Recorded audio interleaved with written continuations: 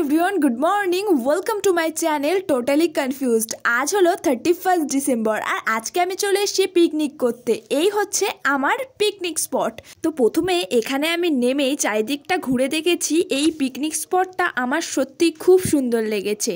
তো চলো এবার তোমাদের রান্নার জায়গাটাকে একটু ঘুরিয়ে দেখাই। এখানে প্রথমে এসেই এই জলের ড্রামগুলো নামিয়ে নিয়েছিল আর রান্না করার জন্য এসেছিল ওভেন, গ্যাস, কড়াই আর তার সাথে সাথে ছিল মশলাপাতি। রান্নার জন্য যা যা মশলা লাগবে তার সবই এখানে রাখা ছিল। তারপর পিকনিকের রান্নার জন্য এদিকে প্রস্তুতি শুরু হয়ে গেছে। এখানে প্রথমে আলুগুলোকে ধুয়ে নেওয়া হচ্ছে আর এদিকটাতে মাংসগুলোকে প্যাকেট থেকে ঢেলে ভালো করে মাংসগুলোকে পরিষ্কার করে নেওয়া হচ্ছে। তারপর ডেকে চালগুলোকে ঢেলে এদিকে চালগুলোকেও জল দিয়ে ভালো করে ধুয়ে ভিজিয়ে রাখা হচ্ছিল। তারপর আর একটা ডেকে এদিকে মাটনটাকে প্যাকেট থেকে ডেকের মধ্যে ঢালা হচ্ছে যাতে ভালো করে মাটনগুলোকে পরিষ্কার করা যায়। তো এখানে মাটনটাকে ঢালা হয়ে গেছে। এদিকে মাটনটা ভালো করে পরিষ্কার হয়ে রান্নার জন্য প্রস্তুত হোক, আমরা ততক্ষণে অন্যদিকে কি হচ্ছে সেটা দেখে আসি চলো। তো তারপরেই আমি চলে এসেছিলাম এর পাশেই, যেখানে ফ্রাইড রাইসের জন্য বিনস গাজরগুলোকে জলে ভালো করে ধুয়ে নেওয়া হচ্ছিল। তো চলো আর একবার দেখে আসি মাটনটা রান্নার জন্য ঠিকঠাকভাবে প্রস্তুত হলো কিনা। এসেই দেখি একদম প্রস্তুত হয়ে গেছে। তো তারপর পাশেই দেখলাম চিকেনের মধ্যে মশলা দিয়ে ম্যারিনেট করা হচ্ছে, চিকেন পকোড়া করা হবে বলে।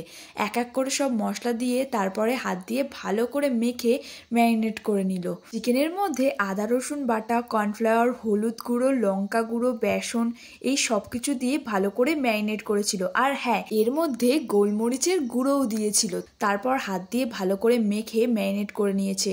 এরপর আমি চলে গিয়েছিলাম যেখানে সব সবজি কাটছিল। এসেই দেখি প্রথমে ক্যাপসিকাম কেটে নিচ্ছে, তারপর এক এক করে পেঁয়াজগুলোকে স্লাইস করে কেটে নিয়েছিল, তারপর আলু কেটে নিচ্ছিল। আলুটা কাটা হচ্ছে সকালের জলখাবারের জন্য। সকালের জলখাবারে ছিল লুচি আর আলু চচ্চড়ি। তো অনেকক্ষণ রান্নার এখানে ছিলাম, চলো এবার চারিপাশটা আর একবার ঘুরে দেখা যাক। সত্যি আমার এই চারপাশটা ঘুরে দেখতে খুব সুন্দর লাগছিল। চারপাশটা ঘোরার পর আবার আমি রান্নার এখানে চলে এসেছিলাম আর রান্নার এখানে এসেই দেখি ছাকা তেলে গরম গরম চিকেন পকোড়া ভাজছে। চিকেন পকোড়াগুলো ভাজা হয়ে গেছিল, তাই ভাবলাম চলো এখন গরম গরম চিকেন পকোড়া খাওয়া যাক। আমার তো চিকেন পকোড়ার নাম শুনেই জিভে জল চলে আসছে।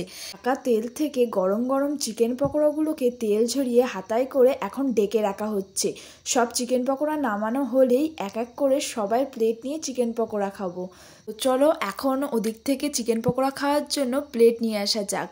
ওখানে ছোট ছোট করে চিকেন পকোড়া খাবো। তো আমি এখন প্লেট নিয়ে চলে এসেছি আর গরম গরম চিকেন পকোড়াও প্লেটে চলে আসছে। আর এখন মাংসের মশলা কষানো দেখতে দেখতে আমি এই গরম চিকেন পকোড়াগুলোকে খাবো। আর হ্যাঁ, আমি নিজের ভয়েস দিয়ে ভিডিওটা করতে পারিনি কারণ ওখানে অনেক জোরে মাইক বাজছিল আর তাছাড়া আরও অনেক কথার সাউন্ড আসতো, সেই জন্য আমি পরে ভয়েস ওভার দিয়ে এই ভিডিওটাকে ছাড়ছি। তো এখন মশলাটাকে ভালো করে কষানো হয়ে গেছে। এর মধ্যে বেশ কিছু বাটা মশলা দিয়ে আবার কষিয়ে নিয়ে মাটনটাকে দিয়ে দিল। তো তারপর দেখলাম আর একটা ওভেনে জল গরম করতে বসিয়ে দিয়েছে, তাতে তেজপাতা, এলাচ আর দারচিনি দিয়ে এবার ভেজানো চালগুলোকে এক এক করে ছেঁকে তুলে ওই জলের মধ্যে দিয়ে দিচ্ছে। তো এখন চালগুলোকে ছেঁকে ছেঁকে এই জলের মধ্যে দিয়ে দিয়েছে ভাত করার জন্য। তো তারপর বেশ কিছুক্ষণ এখানে ছিলাম না, এসে দেখি খাওয়ার জন্য একদম ফ্রাইড রাইস রেডি। আর অন্যদিকে তো মাটনটাও হয়েই এসেছে। মাটনটা হয়ে গেলে এবার খেতে বসে যাব। আর হ্যাঁ, তোমাদের বলে রাখি আমাদের পিকনিকের মেনুতে ছিল ফ্রাইড রাইস, মাটন কষা, মিষ্টি, চাটনি, পাঁপড় আর তার সাথে ছিল চিকেন পকোড়া। সকালের টিফিনে ছিল লুচি আর আলু চচ্চড়ি। তো তারপর খেতে বসে গিয়েছিলাম। তো এই ছিল আজকে আমার 31 ডিসেম্বরের পিকনিকের ভিডিও। আর এই বছরে এটাই আমার লাস্ট ভিডিও। যদি এই ভিডিওটি ভালো লেগে থাকে তাহলে একটা লাইক করে দিও আর কমেন্টে জানাতে ভুলো না তোমরা কারা কোথায় পিকনিকে গেলে। আর আমার চ্যানেলটিকে সাবস্ক্রাইব করে যেতে ভুলো না আর ভিডিওটিকে বন্ধুদের সাথে শেয়ার করে দাও। আর হ্যাঁ, সবাইকে অ্যাডভান্স হ্যাপি নিউ ইয়ার। তো আজকের মতো চলি। ভিডিওটিকে শেষ পর্যন্ত দেখার জন্য ধন্যবাদ।